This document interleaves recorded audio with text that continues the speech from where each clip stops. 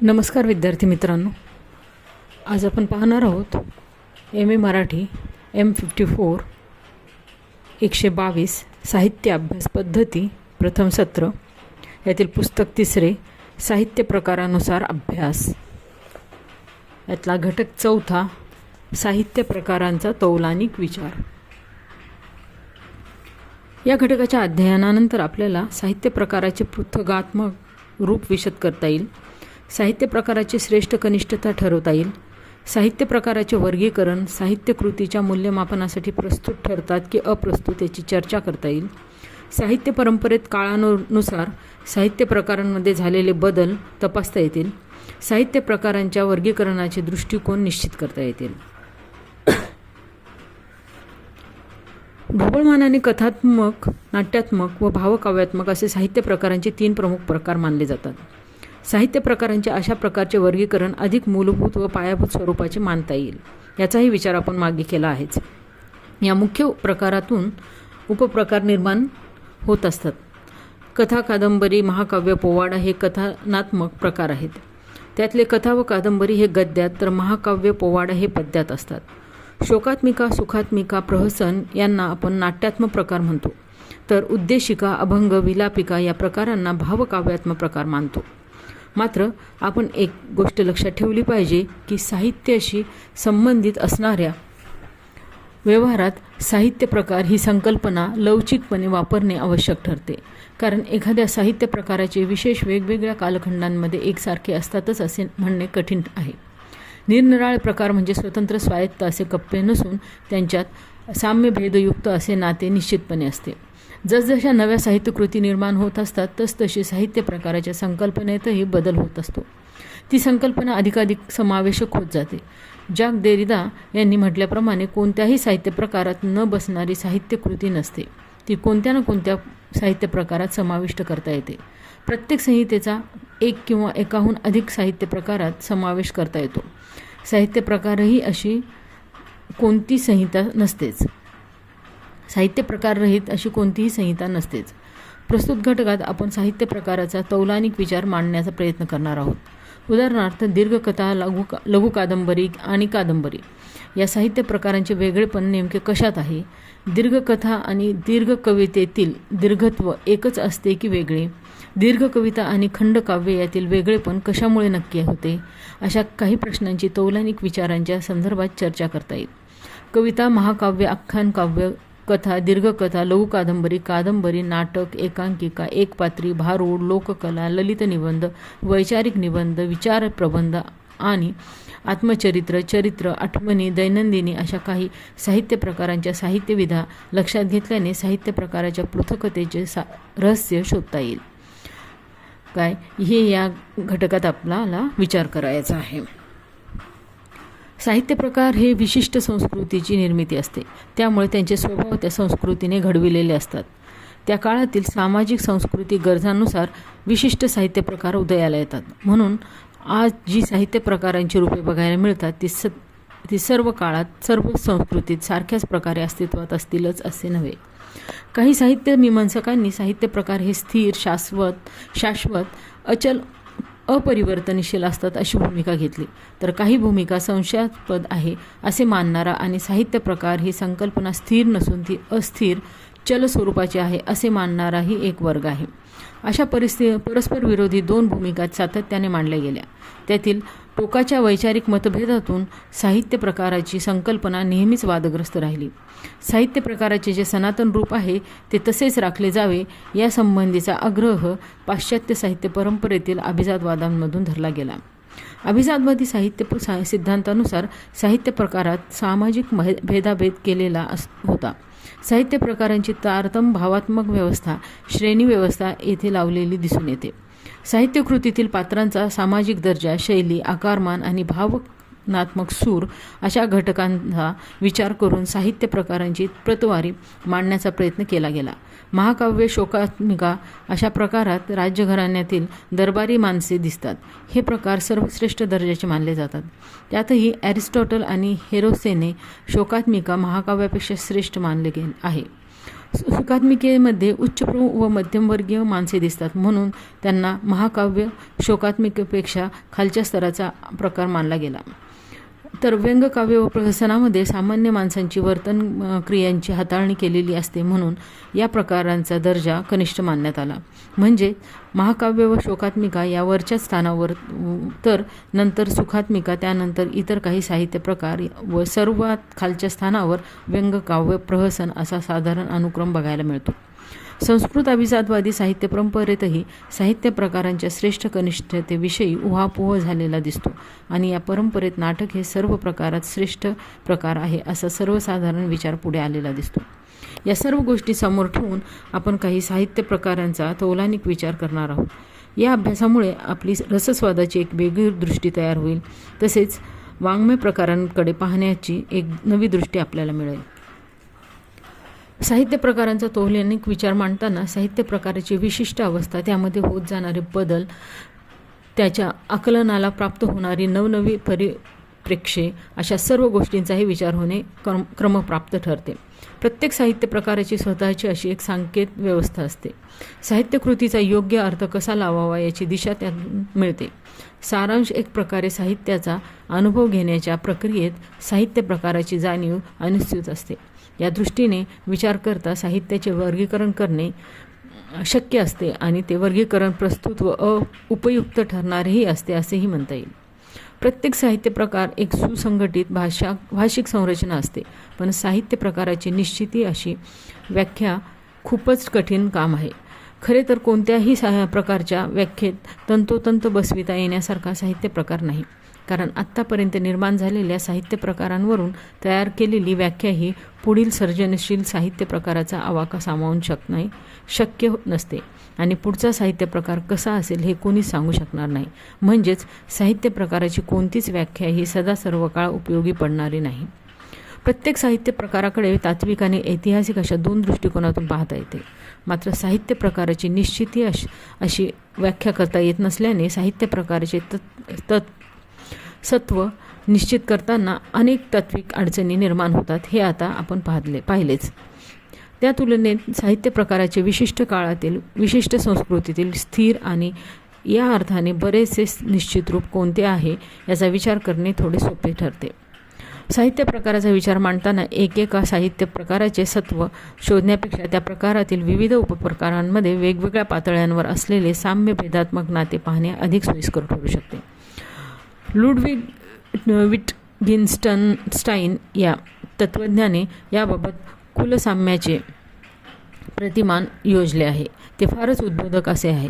एकाच कुळात जन्मलेल्या 5 भावंडांमध्ये कोणताही एक समान सत्व नसून ते एकाच कुळातील आहेत अशी ओळख वेगवेगळ्या साम्य भेदात्मक नात्यांनी जशी पटते तशी ती या प्रकारच्या संकल्पनेने निर्देशित केले जाणाऱ्या वस्तूंमध्ये असलेले साम्य भेदात्मक नाते पाहून त्या एकाच वर्गातील आहेत अशी ओळख पटते.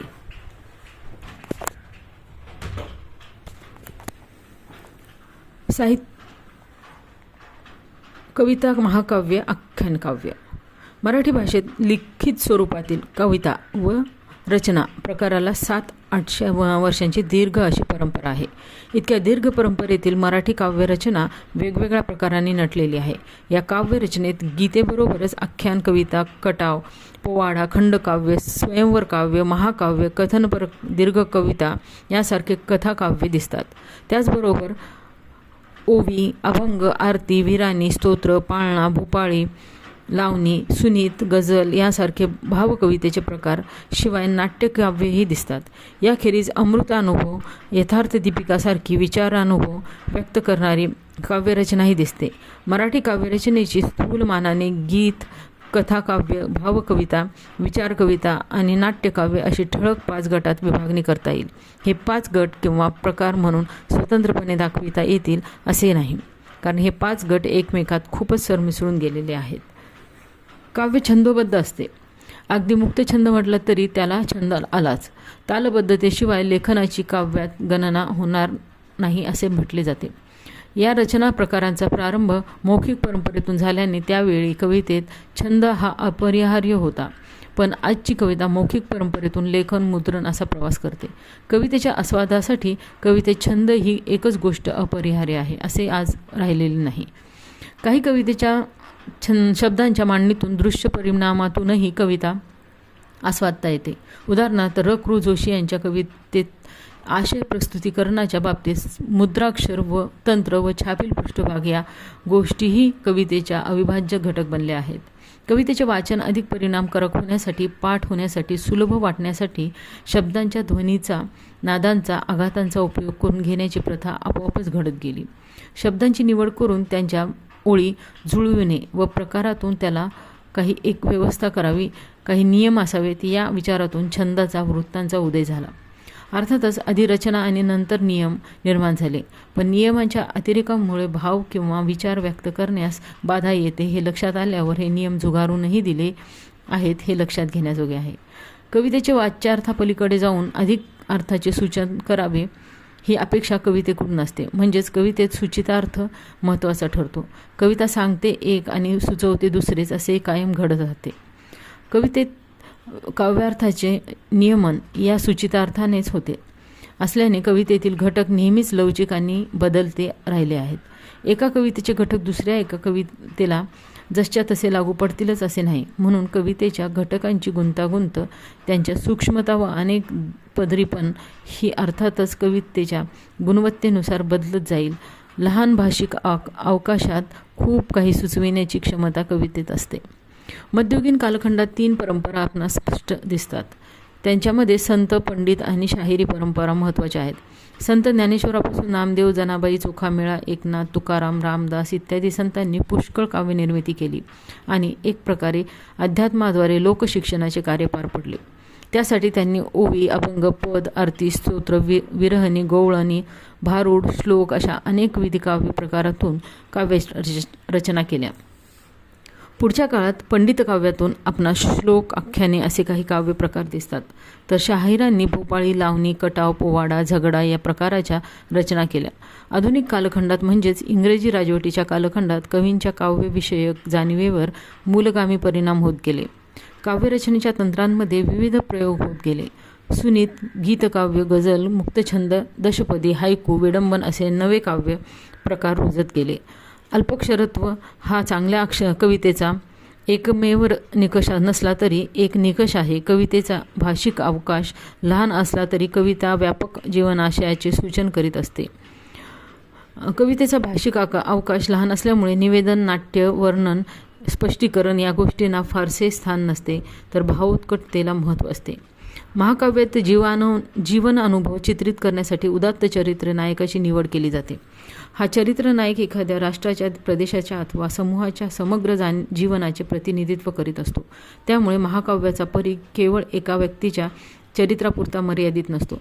महाकाव्याच्या कथानकात अनेकविध उपकथानके, आख्याने, युद्धवर्णने, संभाषणे, घटनाप्रसंग इत्यादी गोष्टींची गजबज असते. त्यामुळे महाकाव्याच्या अनुभवाचा आवाका व्यापक असतो.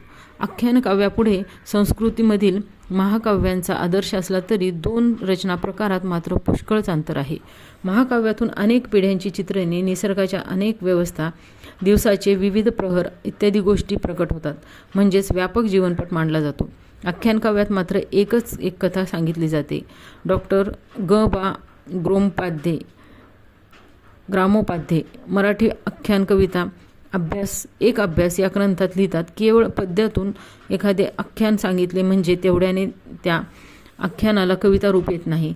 तर जेव्हा एखादी प्रबळ भावना कथानकामागे उभी असते आणि पुन्हा ती अथपासून इथेपर्यंत तितक्याच उत्कटतेने टिकून राहते, तेव्हाच ते आख्यान कवितारूपी व्यक्त होऊ शकते. कथा, दीर्घकथा, लघु कादंबरी आणि कादंबरी. लिखित स्वरूपातील गद्य कथात्मक साहित्यकथा, दीर्घकथा, लघु कादंबरी व कादंबरी यांचा प्रामुख्याने समावेश होतो. या 4ही प्रकारांमध्ये आकारभेद व प्रकारभेद असला तरी कथानक, पात्र, वातावरण, निवेदन, भाषा इत्यादी मूल घटक या 4हीतही बघायला मिळतात. कथात्मक साहित्यात घटनांना महत्त्व असते आणि विशिष्ट संगतीने घटनांना गुंफून अशा घटनामालिकेचे कथन केले जाते असते. घटनांचे कथन असल्याने एक प्रकारे कथात्मक साहित्य प्रकट होणारा अनुभव होऊन गेलेला असतो. म्हणूनच कथा, दीर्घकथा, लघुकादंबरी व कादंबरी या चारही प्रकारांचा काळ हा भूतकाळ असतो. हा भूतकाळ या कथात्मक साहित्य प्रकारांचे एक व्यविच्छेदक लक्षण आहे. कथा हा गद्य कथात्मक साहित्याचा एक स्फुट प्रकार आहे. गोष्ट सांगण्याच्या प्रवृत्तीतून कहाणीचा जन्म झाला आणि कहाणीपासून कथेने निरनिराळे रूपविशेष धारण केले. लोककथा, नीतिकथा, दैवतकथा, नक्षत्रकथा, व्रतकथा, आख्यायिका इत्यादी मौखिक परंपरेतील कथारूपे आधुनिक कथेचे मूलस्तोत्र म्हणता येतील. कथेत रचनेचे, अनुभवाचे एककेंद्रित्व असते, तर कादंबरी ही अनेक केंद्रीय असते. हा त्यांच्यातील एक महत्त्वाचा भेद आहे. काही वेळा कादंबरीसारख्या दीर्घ साहित्य प्रकाराला साधता येणार नाही असा संपन्न कला अनुभव देण्याची क्षमता कथेत आहे. जगभरातील अनेक भाषांतील लिहिल्या गेलेल्या कथांनी ही गोष्ट दाखवून दिली आहे. कथेचे लघुरूप व तिच्या संस्काराची एकता यामुळे एक प्रकारे कथेला एकजिनसी सेंद्रिय स्वरूपाचा रूपबंध प्राप्त होत असतो. कथेपेक्षा दीर्घकथेत अवकाश वाढतो. कथेमध्ये जे मावणार नाही किंवा सांगता येणार नाही व लघु कादंबरीतून सांगणे योग्य होणार नाही अशा प्रकारचे आशयद्रव्य मांडण्यासाठी दीर्घकथेचा रूपबंध उपयोगी पडतो. लघुकथेलाही क्वचित शक्य होईल अशी अनुभवाची व्याप्ती दीर्घकथेमध्ये सांगता येते. सामान्यतः दीर्घकथा भूकेंद्रीय असली तरी वरकरणी वेगवेगळ्या वाटणाऱ्या केंद्राच्या अंतर्गत सूक्ष्म संबंधाचे जाळे अनेक वेळा दीर्घकथेतून विणावे लागते. लघुकादंबरीमध्ये कथा आणि दीर्घकथा या दोन्हीपेक्षा अवकाशाचा अधिक विस्तार असतो. आशयसूत्राचे पदर आणि स्थळ काळाच्या निमित्ती वाढतात. मात्र कादंबरीच्या तुलनेत ते सीमित असतात. छोट्या अवकाशाच्या आणि आशयसूत्रांच्या मर्यादा लक्षात घेता लोकसाहित्यातील कथाकाव्य या प्रकारात लघु कादंबरीची पाळेमुळे बघायला मिळतात. आजच्या घडीला सर्वात जास्त लिहिला जाणारा आणि वाचला जाणारा साहित्य प्रकार म्हणून कादंबरीची खास ओळख आहे. आधुनिक काळात मानवी जीवनाला आलेला अफाट वेग, व्यक्ती आणि समाज यांच्यातील वाढती जाणारी गुंतागुंत, विज्ञान आणि तंत्रज्ञानामुळे बदलत गेलेले मानवाच्या जीवनाचे आयाम अशा सर्व व्यामिश्र समग्रतेला कवेत घेऊ शकणारा साहित्य प्रकार म्हणून कादंबरीकडे पाहिले जाते. कथा हा स्फुट साहित्य प्रकार आहे, तर कादंबरी हा दीर्घ साहित्य प्रकार आहे. सामाजिक जीवनाचे विविध अंगी चित्रण विस्तृत पटावर करून शकणारा कादंबरी हा साहित्य प्रकार आहे. समाजचित्रण हा कादंबरीचा भाग आहे असेही म्हणता येईल. कथा हा साहित्य प्रकार लघुत्वामुळे मर्यादित होऊन या प्रकारची प्रकृतीच मूलतः व्यक्तित्ववादाकडे झुकते. त्यामुळे व्यक्तिगत आंतरिक जीवनदृष्टी व्यक्त करू पाहणाऱ्या लेखकांना कादंबरीपेक्षा कथा हा साहित्य प्रकार अधिक जवळचा वाटतो. कादंबरीत जीवनाच्या भरघोसपणाला आणि समग्रतेला कवेत घेण्याचा प्रयत्न असतो. कथेत जीवनाचा एखादा तुकडा किंवा अंश प्रकट झाला तरी ते पुरेसे असते. जीवनाची आणि समाजचित्रणाची समग्रता टिपण्यासाठी कादंबरीकाराला विस्तीर्ण अवकाश उपलब्ध असतो. अशी समग्रता कथाकाराला अभिप्रेत नसते. कथेच्या एककेंद्री स्वरूपामुळे तिच्या संस्कारात ज्या जातीची एकता येते तशी अर्थातच कादंबरीच्या संस्कारात संभवत नाही. कादंबरीच्या संस्कारात अनेक विविधता असते. हा संस्कार अनेकांगी असल्याने अधिक व्यामिश्र व भरघोस असा असतो. मात्र पुष्कळदा कादंबरीला साधारण नाही असा एकाग्र व उत्कट परिणाम करून कथा वेगळ्या जातीचे कलात्मक श्रेय मिळवते. हे खास म्हणजेच लघुकथेच्या भाषिक अवकाशाची मर्यादा लक्षात घेतली तर काळाच्या पातळीवरील विविध हालचालींना लघुकथेत फारसा वाव नसतो हे आपल्या लक्षात आले असेल. आता बघूया नाटक, एकांकिका, एकपात्री, तमाशा आणि लोककला. नाटक हे रंगभूमीसाठी असते व रंगभूमी ही संमिश्र कला आहे. सामान्यतः साहित्य, संगीत, श्राव्य आणि चित्र, शिल्प, नृत्य, अभिनय या दृश्य अशा वेगवेगळ्या कलांच्या समुच्चयातून ती साकार होते. म्हणजेच नाटक मूलतः वाचकांसाठी नसते तर ती प्रेक्षकांसाठी असते. प्रेक्षकांच्या साक्षीने त्याचे रूपांतर प्रयोगात व्हावे लागते. क्रूरा सावंत यांच्या म्हणण्यानुसार नाटकाची प्रयोगपूर्व अवस्था ही एका अर्थाने पाकसिद्धीतेच्या पूर्वतयारीसारखी असते. नाटक शिजावे लागते, त्याचा प्रयोग व्हावा लागतो आणि म्हणूनच खरे नाटक पुस्तकात नसून प्रयोगात असते. प्रेक्षकांसमोर दृश्यरूपाने नाटक रंगमंचावर अवतरत असल्याने नाटक या प्रकारावर अनेक बंधने व मर्यादा पडतात. रंगमंचीय मर्यादा, प्रयोगकालाची मर्यादा, अभिनय सापेक्षतेमुळे माणसांनीच प्रयोग करणे तसेच प्रेक्षक सम्मुखतेने प्रयोगाच्या अखंडिततेची मर्यादा अशी काही बंधनांमुळे नाटकात संकेतांना विशेष महत्त्व प्राप्त होते.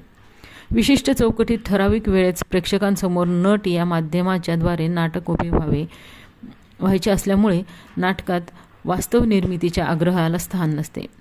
नाटकाच्या प्रयोग सापेक्षतेचा सर्वात मोठा परिणाम नाटकाच्याच रचनेवर होतो. संवाद, स्वगत, प्रतीक, अदृश्य भिंत किंवा भिंती, स्थलांतर, कालांतर अशा अनेक संकेतांचा आधार घेत आणि रंगभूमीच्या विविध घटकांचे भान ठेवून नाटककार नाट्यलेखन करतो. कथा, पात्र आणि विषय यांची अभिव्यक्ती बहुतांश नाटक व वाङ्मय प्रकारात संवादातून होते. नाटकातले संवाद कथा कादंबरीतल्या संवादाहून भिन्न असतात. ते कृती सूचित करतात. इतकेच नव्हे तर कृतीच्या अंगाने व्यक्त होण्यासाठी लिहिले जातात. नाटक हा प्रायोगिक प्रकार असल्याने दृश्य मूल्याचे भान डोळ्याआड करता येत नाही. म्हणूनच संवाद या अभिव्यक्तीच्या श्राव्य मूल्याइतकेच नाटककाराला दृश्य मूल्यावरही लक्ष द्यावे लागते. नाट्यनिर्मितीत अभिनय, नेपथ्य, प्रकाशयोजना, वेशभूषा, रंगभूषा इत्यादी रंगभूमीच्या घटकांची दृश्य मूल्यांसाठी नाटककार मदत घेतो. म्हणूनच कथा, कादंबरी किंवा कविता यांच्या निर्मितीप्रमाणे नाटकाची कला स्वतंत्र व स्वयंपूर्ण राहू शकत नाही. त्याला अनेक गोष्टींचे व्यवधान ठेवूनच आपले लेखन करावे लागते. नाटकाचा प्रयोग परावलंबी असून दिग्दर्शन, अभिनय आणि रंगव्यवस्था यांची सिद्धी करणारावर अवलंबून हा घटक स्थल, काल, परिस्थिती सापेक्ष आहे.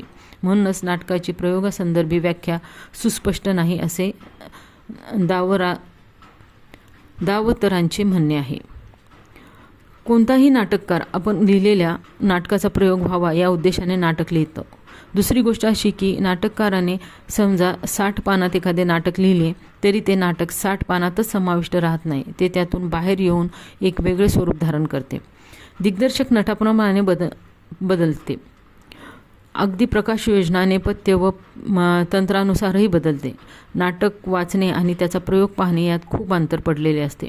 नाटककाराने अनुभवलेले आणि अभिप्रेत असलेले नाटक प्रत्यक्ष रंगमंचावर तसेच उभे राहील याची शाश्वती नसते. नाटककाराला जे वाटते ते रंगमंचावरील नाट्यसंच यशस्वीपणे किंवा अयशस्वीपणे पोहोचवण्याचा प्रयत्न करीत असतो. एक साहित्यकृती म्हणून नाट्यसंहितेला निश्चितपणे स्वतंत्र महत्त्व असते. रंगभूमीवर प्रयोगरूप कसा साकार व्हावा याचा आराखडा म्हणजे नाटककाराची नाट्यसंहिता असते. नाटक पात्रांच्याद्वारे उभे राहते. पात्रांना संवाद दिले जातात. कधीकधी न बोलताही निव्वळ शारीरिक हालचालींद्वारे पात्रे त्यांना हवा असलेला भाव आणि विचार प्रकट करू शकतात. पात्रांचे संवाद कवितेसारखे किंवा रोजच्या बोलण्यासारखे असू शकतात. पात्र वर्णन, प्रसंग रेखाटन किंवा पात्रांच्या मनातील आंदोलनाने कथा, कादंबरी निवेदनाच्या द्वारे करतात येतात. पण नाटकाचा अवकाश तेवढा मोठा नसतो. बहुतेक वेळा कथा, कादंबरीतील कथन, निवेदन नाट्यसंहितेत पार्श्वसूचनांच्या रूपाने येते. त्यामुळे पार्श्वसूचना आणि पात्रांचे संवाद या गोष्टीतून नाट्यसंहितेचे कथन खऱ्या अर्थाने प्रयोगात आकार घेऊ लागते. भारतीय नाटकांची परंपरा ही मौखिक परंपरेतील नृत्यनाट्य या प्रकारापासून झाल्याचे आढळते. प्राचीन काळापासून नृत्य नाटके प्रचलित असून त्या वेगवेगळ्या प्रदेशात वेगवेगळी नावे आहेत. केरळमध्ये कथवली, आंध्रामधील यक्षगान, कर्नाटकातील एक्कडी गान, बंगालमधील यात्रा नाटके, उत्तरेकडील रामलीला, वृंदावनातील कृष्णलीला व गुजरातमधील भवाई हे वेगवेगळ्या प्रदेशातील नृत्य नाटकांचे प्रकार आहेत. हे नृत्य नाटके धार्मिक उत्सव प्रसंगी सादर केली जातात. पुढच्या काळात संस्कृतमधील नृत्य नाटिकात्मक नाट्य परंपरेचा खूप मोठा प्रभाव पडत गेला. ग्रीक रोमन रंगभूमीचाही खूप मोठा प्रभाव एकूणच नाटक या प्रकारावर आहे. नाट्यप्रयोगासाठी पक्के बांधकाम करून नाट्यगृहे बांधण्याचा रिवाज ग्रीक आणि रोमन साम्राज्यात होता. शोकात्मिका, मेलोड्रामा, सुखात्मिका आणि फार्स हे नाटकाचे 4 मुख्य प्रकार आहेत. शोकात्मिकेत माणसाचे अटळ दुःख आणि त्यांचा दुःखपूर्ण शेवट हा विषय मांडलेला असतो. मेलोड्रामाचा सर्व भार चित्तक्षोभक घटनांच्या निर्मितीवर असतो. सुष्ट विरुद्ध दुष्ट यांच्यातील संघर्ष हे मेलोड्रामात मांडलेले असतात.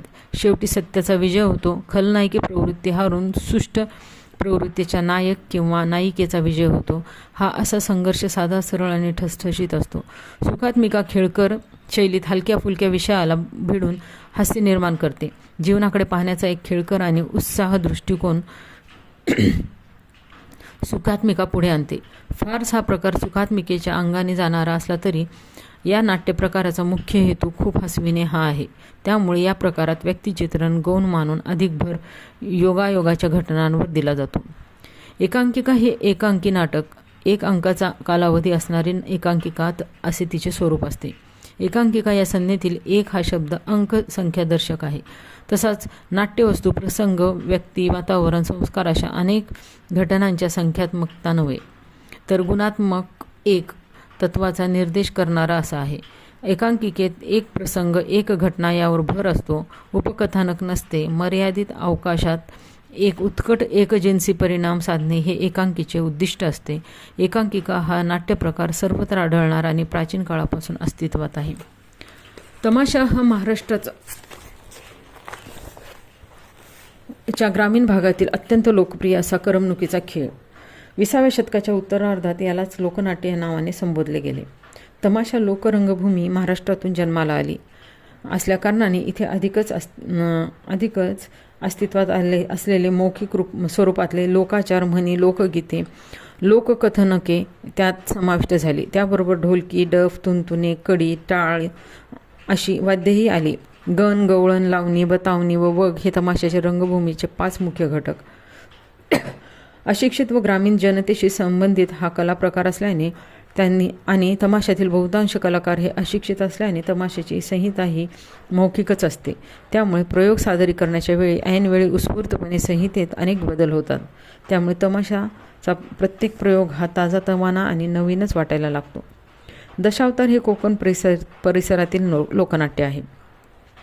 दशावतारी नाटकाच्या खेळात पात्रे लाकडी मुखवट्यांचा वापर करतात. त्याचबरोबर गोंधळ, वाघ्या मुरळी, जागरण, धनगरांचे ओवी नाट्य इत्यादी महाराष्ट्रातील विविध लोककला प्रकार दाखविता येतील. या प्रत्येक लोककलेच्या प्रयोगाचे स्वरूप, त्यातील विधीचा भाग, त्यात काम करणारे लोककलावंत या सर्व गोष्टी ध्यानात घेता त्यातील विविधता आपल्या लक्षात येते. कोणतीही लिखित संहिता आणि रंगीत तालीम नसताना प्रयोगाची एक स्थूल रूपरेषा समोर ठेवून गीत, नृत्य, संवाद, संगीत, हालचाली आणि अभिनय या गोष्टींच्या जोरावर अत्यंत प्रभावीपणे सादरीकरण होते. एकपात्री सादरीकरण या प्रकाराला ही बऱ्यापैकी लोकप्रियता मिळाली आहे. एकच व्यक्ती अनेक व्यक्तिरेखांचा अभिनय करीत कथासूत्र गुंफते. नाटक अथवा इतर प्रयोगशील कलाकारांसाठी अनेक व्यक्तींची गरज भासते. पण एकपात्री प्रयोगात एकच व्यक्ती अनेक पात्रांचे संवाद वेगवेगळ्या आवाजात अनुरूप अभिनय कौशल्याच्या आधारे सादर करीत असते. लक्ष्मण देशपांडे यांचे वराड निघाले लंडनला किंवा पु ल देशपांडे यांची वाऱ्यावरची वरात ही काही एकपात्री सादरीकरणाची खूप लोकप्रियता मिळालेली उदाहरणे सांगता येतील. आता बघूया ललित निबंध, वैचारिक निबंध, ललित गद्य, प्रवास वर्णन. आंग्ल संस्कृतीच्या संपर्कामुळे कथा, कादंबरी, भावकविता, शोकात्मिका इत्यादी अनेक नव साहित्य प्रकारांबरोबरच निबंध हा प्रकारही आपल्याकडे आला. या साहित्य प्रकारांमागे जशी नवीन वाङ्मयीन जाणीव होती, तशीच मानवी जीवन व समाज याविषयी एक नवीन मूल्यदृष्टी होती. ही वाङ्मयीन जाणीव व जीवनविषयक मूल्यदृष्टी आंग्ल संस्कृतीच्या प्रभावातून प्राप्त झालेली होती. विशेषतः इंग्रजी वाङ्मयाच्या परिचयाने आपल्याकडे अनेक साहित्य प्रकार रुजत गेले. इंग्रजीतील एस्सेवरून आपल्याकडे निबंध हा प्रकार आला. निबंध हा शब्द मूळ मराठी नाही. बाणभट्टांच्या लेखणीतील नायिकेच्या कादंबरी या नावावरून इंग्रजी नावेलसाठी मराठीत कादंबरी हा शब्दप्रयोग आला. त्याप्रमाणे इंग्रजी एस्सेसाठी निबंध हा संस्कृत शब्दप्रयोग रूढ झाला. विचार हा निबंधाचा गाभा असतो. विचार प्रतिपादन करण्यासाठी आणि समाज प्रबोधनासाठी निबंधन हे एक साधन मानले जाते. या दृष्टीने मराठी निबंधाचे ज्ञानप्रसारात्मक, उपदेशप्रधान, विवेचनात्मक, व्यक्तिचित्रणात्मक, वर्णनात्मक, टीकात्मक, वैज्ञानिक असे विविध प्रकार दिसतात.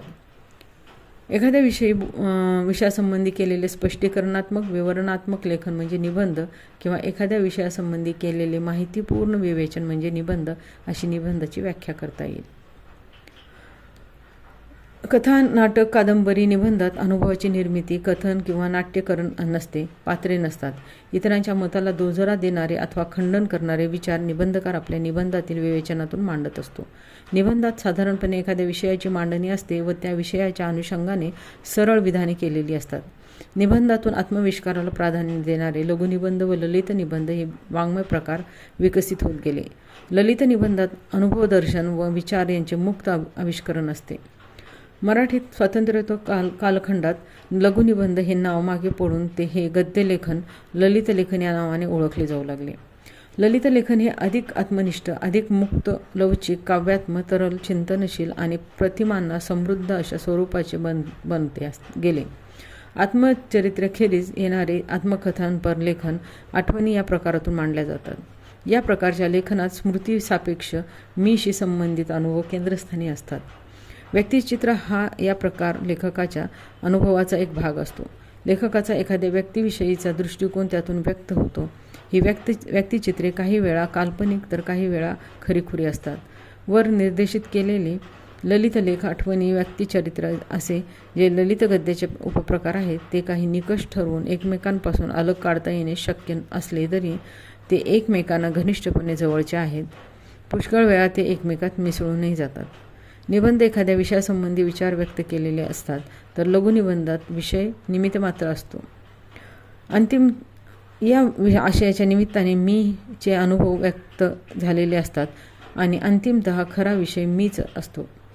स्वातंत्र्योत्तर कालखंडात लघुनिबंधातील मीत्वाची जाणीव नवे रूप घेऊन प्रवास वर्णन, व्यक्तिचित्रणे, आठवणी यातून पसरू लागली आणि ललित निबंधाचे नवे रूप धारण केले. वैचारिक निबंधात विषय आणि त्याला अनुषंगिक असे विचार यांना महत्त्व असते, तर ललित निबंधात विषयाला फारसे महत्त्व नसते. लेखकाच्या मनोवृत्तीला, भावतरंगांना महत्त्व असते. लेखक काहीतरी एक निमित्ताने आपल्या आवडीनिवडी, आशा आकांक्षा, सफलता विफलता, यश अपयश अशा गोष्टींविषयी सांगत असतो. ते तर्कशुद्ध असतेच असे नाही. क्षुल्लक वाटणाऱ्या गोष्टीतही लेखकाला जिव्हाळा असतो. तो व्यापक सह अनुभवातून मांडला जातो. आत्मचरित्रे, चरित्र, आठवणी आणि रोजनिशी. आत्मचरित्र म्हणजे स्वतःच्या जीवनाचे तटस्थपणे केलेले अवलोकन व त्यासंबंधीचे कथन. आत्मचरित्रातून एखाद्या व्यक्तीच्या जीवनाचा, कार्यकर्तृत्वाचा इतिहास जसा व्यक्त होतो तसाच ती व्यक्ती ज्या काळात किंवा ठिकाणी जगत असते त्या स्थळ काळाचा इतिहासही आत्मचरित्रातून प्रकट होत असतो. आत्मचरित्र लिहिणारा लेखक आपल्या भूतकाळातील आणि वर्तमान काळातील घटनांचे, प्रसंगांचे, स्वतःच्या व्यक्तिमत्वाच्या जडणघडणीस कारणीभूत ठरलेल्या व्यक्ती व विचार यावर अधिक भर देतो. चांगल्या आत्मचरित्रांमधून व्यक्तिगत जीवनाबरोबरच लेखकाचे समाजसापेक्ष जीवनही प्रकट होत असते. सामाजिक, राजकीय व सांस्कृतिक संदर्भ असलेल्या आत्मचरित्राला एक प्रकारे सामाजिक दस्तऐवजचे महत्त्व प्राप्त होते.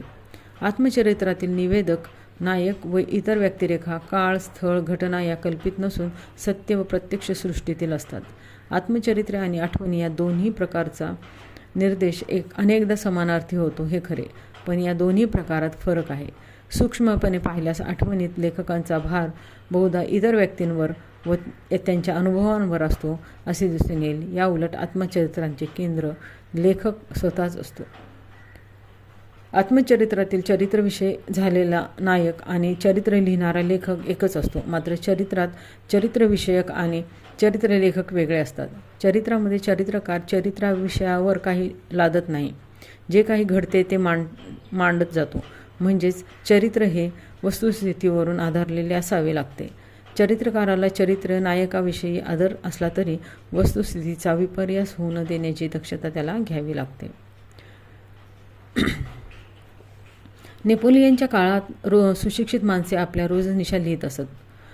अशा अनेक त्या काळातील लोकांच्या रोजनिशा प्रसिद्ध आहेत. दैनंदिन वृत्तांत लिहून ठेवणे असा जरी रोजनिशी लेखनामागचा मुख्य हेतू असला तरी त्या लेखनास नंतरच्या काळात खूप मोठे सामाजिक मोलही प्राप्त होत असते. आपल्याकडच्या विठ्ठल रामजी शिंदे यांच्या रोजनिशीला साहित्यिक मूल्य प्राप्त झाले आहे. कुलसाम्य व या प्रतिमानातही काही पातळीवर साम्य असलेल्या साहित्य प्रकारांची आपापसात परस्पर संबंधातील आणि तुलना तपासल्यानंतर आपल्याला काही गोष्टी स्पष्ट झाल्या. लघुकथा काळाचा एखादा एकक घेऊन त्यात घडलेल्या घटनांवर लक्ष केंद्रित करीत असते. व्यक्तीच्या अनुभवावर आणि त्याच्या नेमकेपणावर केल्या जाणाऱ्या सादरीकरणावर तिचा विशेष भर असतो. नेमका आणि मर्यादित काळाची निवड केल्यामुळे लघुकथेत प्रकट होणाऱ्या अनुभवाला आणि त्याच्या सादरीकरणाला एक प्रकारचा बंदिस्तपणा प्राप्त होतो. तर दुसऱ्या बाजूला काळाची अधिकाधिक मिश्र संरचना हे कादंबरीचे वैशिष्ट्य आहे. कादंबरीतील घटना केवळ काळात घडत नाहीत. एक माध्यम म्हणून काळाचे परिमाण वापरण्याऐवजी कादंबरी काळाला घटनेचा एक अत्यंत महत्त्वाचा व अविभाज्य भाग मानवते. महाकाव्य आणि कादंबरी या प्रकारातील भाषिक अवकाशाचा तौलानिक विचार मांडताना हरिश्चंद्र थोरात म्हणतात, महाकाव्याचा भाषिक अवकाश कादंबरीप्रमाणे प्रदीर्घ असतो. कालपटाच्या विस्तीर्णतेच्या संदर्भात महाकाव्याची विशेषतः आर्ष महाकाव्याची बरोबरी करणे कादंबरीलाही जड जाते. पण महाकाव्याचा कालपट कितीही विस्तीर्ण झाला तरी तो कथेचा काळ राहतो. घटनांना जोडणारे सूत्र यापेक्षा काळाला आणि काळाच्या संरचनेला काव्यात फारसे स्थान नसते. कथाकथन करणाऱ्या नववेदकांच्या तो पूर्णपणे नियंत्रणात असतो. पात्रे, त्याच्या कृती आणि त्यांचे परस्पर संबंध या गोष्टींवर महाकाव्याचे अधिक लक्ष केंद्रित असते. साहित्य प्रकारांच्या श्रेष्ठ कनिष्ठतेविषयीची चर्चा. भालचंद्र नेमाडे यांच्या मते कादंबरी ही महत्त्वाचा सामाजिक दस्तऐवज आहे. इतर कोणत्याही प्रकारांपेक्षा कादंबरीचे अस्तित्व अधिक समाजसापेक्ष आहे. तर लेखक या नात्याने कविता हा सर्वोत्कृष्ट साहित्य प्रकार आहे असे वाटते, कारण या प्रकारात लिहिणाऱ्याला निर्मिती प्रक्रियेची शुद्ध कल्पना प्रतीत होते. नेमाडे यांना इतर साहित्य प्रकारांच्या तुलनेत कथा आणि ललित निबंध हे प्रकार कमी दर्जाचे वाटतात. कविता, कादंबरी, नाटक या प्रकारात लेखकाच्या साहित्यिक कसोट्या पणाला लागतात. लघुकथेत असे घडत नाही. लघुकथा हा निव्वळ मासिके चालवणारा क्षुद्र वाङ्मय प्रकार आहे असे त्यांचे मत आहे. लघुकथेच्या 3-4 पानात इतका छोटा भाषिक अवकाश अभिप्रेत असतो की नीटपणे काही सांगताही येत नाही. मग छोटेपणामुळे अतिशयोक्तीकडे व चटपटीत सांगण्याकडे कल वाढतो. जगभराच्या साहित्यात सुद्धा लघुकथांना काही महत्त्व नाही. नोबेल पुरस्कार हे लघुकथेसाठीच दिले जात नाही. जगातले महत्त्वाचे लेखक लघुकथा लेखनासाठी ओळखले जात नाहीत, तर कविता, कादंबरी, नाटक असे प्रकार हाताळणारे लेखक महत्त्वाचे ठरलेले आहेत. अशा प्रकारे नेमाडेंनी सर्व प्रकारात लघुकथा हा हिणकस साहित्य प्रकार आहे असे म्हटले आहे. आनंद यादव यांनी गद्य साहित्य प्रकारात ललित निबंध हा आद्य आणि अंतिम साहित्य प्रकार मानला आहे. ज्या विषयवस्तूतून संवेदना प्रेरक निर्माण होतात ती विषयवस्तू त्या अनुभवाचे एक केंद्र असते आणि ज्यातून संवेदना निर्माण होतात तो मी हे त्या अनुभवाचे दुसरे केंद्र असते. या 2 केंद्रामुळेच अनुभव निर्माण होतो आणि अशा प्रकारचा अनुभव जर इतर कोणत्याही साहित्य प्रकारापेक्षा अधिक वास्तव स्वरूपात ललित निबंधात व्यक्त करण्याचे स्वातंत्र्य लेखकाला मिळते असे यादवांचे आग्रही म्हणणे आहे. गंगाधर गाडगीळ यांनी ललित निबंधात व्यक्त करण्याचे स्वातंत्र्य लेखकाला मिळते असे यादवांचे आग्रही म्हणणे आहे. गंगाधर गाडगीळ यांनी ललित निबंध व लघुकथा या दोन्ही प्रकारात निवेदक असतो हे दाखवून दोन्हीतील साम्य दाखविले आहे. परंतु गाडगीळ यांना ललित निबंध हा लघुकथेपेक्षा कलात्मक दृष्टीने काहीसा निकृष्ट वाटतो. वसंत कानेटकरांनी शोकांतिका हा नाट्यप्रकार सर्व नाट्यप्रकारात श्रेष्ठ आहे असे म्हटले आहे. साहित्य प्रकाराच्या अंगीभूत सर्वश्रेष्ठ कनिष्ठतेविषयी चर्चा प्राचीन काळापासून चालत आलेली आहे. अरिस्टॉटलने महाकाव्याहून शोकात्मिका श्रेष्ठ असल्याचे म्हटले आहे, तर आपल्याकडचे महादेव मोरेश्वर कुंटे यांनी राजा शिवाजी या आपल्या काव्याच्या प्रस्तावनेत सर्व प्रकारच्या नाटकाहून महाकाव्य श्रेष्ठ आहे असे सांगितलेले आहे. संस्कृत अभिजातवादी साहित्य परंपरेत नाटक हे सर्व प्रकारात श्रेष्ठ आहे असा विचार सर्वसाधारणपणे आढळतो. एकंदरीत अशा प्रकारच्या चर्चेतून फार काही हाती लागले नाही. विशिष्ट साहित्य प्रकार श्रेष्ठ वा कनिष्ठ मानण्यामागील या साहित्य विमर्शकांची कारणे तात्विक स्वरूपाची असण्यापेक्षा सामान्यतः व्यक्तिगत पातळीवर आवडीनिवडीचे आहेत की काय असे वाटू लागले. म्हणूनच आधुनिक समीक्षेमध्ये कोणताही साहित्य प्रकार श्रेष्ठ कनिष्ठ असे न मानता वर्णनात्मक निकष वापरून त्यांच्यातील साम्यभेदात्मक नाती तपासणे हीच भूमिका अधिक मान्यता पावलेली दिसते. संपन्न कला अनुभव देण्याची क्षमता प्रत्येक साहित्य प्रकारात असू शकते याची